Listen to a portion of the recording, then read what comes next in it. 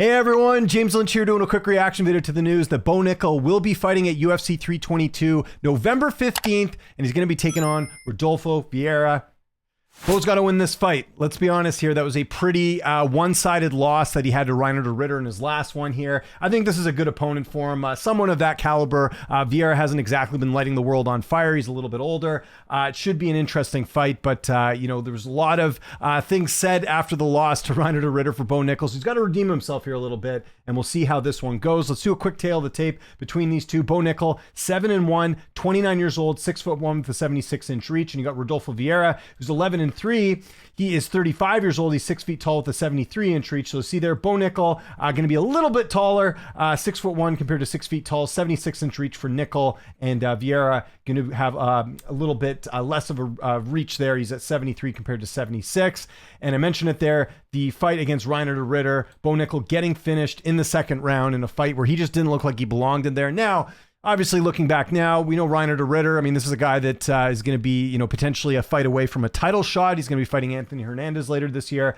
He looks legit. He looks like a contender. So I'm curious to see how Bo bounces back here, because prior to him losing to Reiner de Ridder, he looked all right. He was beating decent opposition along the way. Not anyone really notable. Even the Paul Craig win, that was sort of a win in my opinion, where I think Bo could have looked a lot better, and he ends up going the distance in that fight. So we'll see if he's able to bounce back here. You do see he did have a wrestling match for RAF1 back on August 30th. So just, I guess, keeping active as much as he can. But yeah, Bo Nickal's really got to win this here. If he loses this fight, it's going to be very devastating for his career. Now, Vieira, kind of like Bo Nickal, didn't have as much hype, but there was a lot of promise with him coming over to MMA from the grappling world. You remember that fight against Anthony Hernandez, ends up losing that in the second round, lost to Chris Curtis. And then I think the fight that, at least recently, has kind of halted the brakes on Vieira's progress is the loss to Andre Petroski, a fight where he was almost a 3-1 favorite in that one. I think he came in at about minus 290 in that one. Disappointing performance there.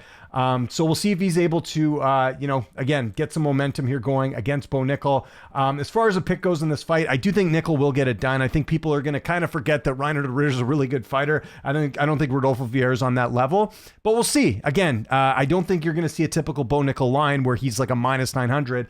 I could see Bo Nickal being, maybe a 2-1, maybe a 3-1 favorite here, but I think there's definitely going to be some hesitation with just how poorly Bo Nickal looked in his last fight. But I will take him here by a decision to get it done. Kind of wish they did him and share a bullet. That was a fight I was hoping to see. And I also wonder, is there still the option of him moving down to 170? Some people feel like when he fought de Ridder, he was a little undersized here. So maybe that could still happen in the future. But for now, middleweight fight, Madison Square Garden. I think the question now is, will this be on the main card? Obviously, fans don't like it when Bo Nickal talked about that, demanding a main card spot. There's 4 fights on there right now. I don't think this fight will be on the main card. In fact, if you're the UFC, it's probably not a good idea. Maybe, obviously, this is going to be a big card, but put this fight on the prelims, in my opinion. Bo's got to work his way back up after losing that the way he did in his last one. So we'll see if he's able to bounce back. So I want to know what you guys think in the comment section below. Was this the fight to make, or were you hoping you would fight someone else? What's your early prediction for this fight? And let me know, too, what you think the odds are going to be on this fight. Like I said, I think Bo's going to be about a 2-1, maybe 3-1 favorite here.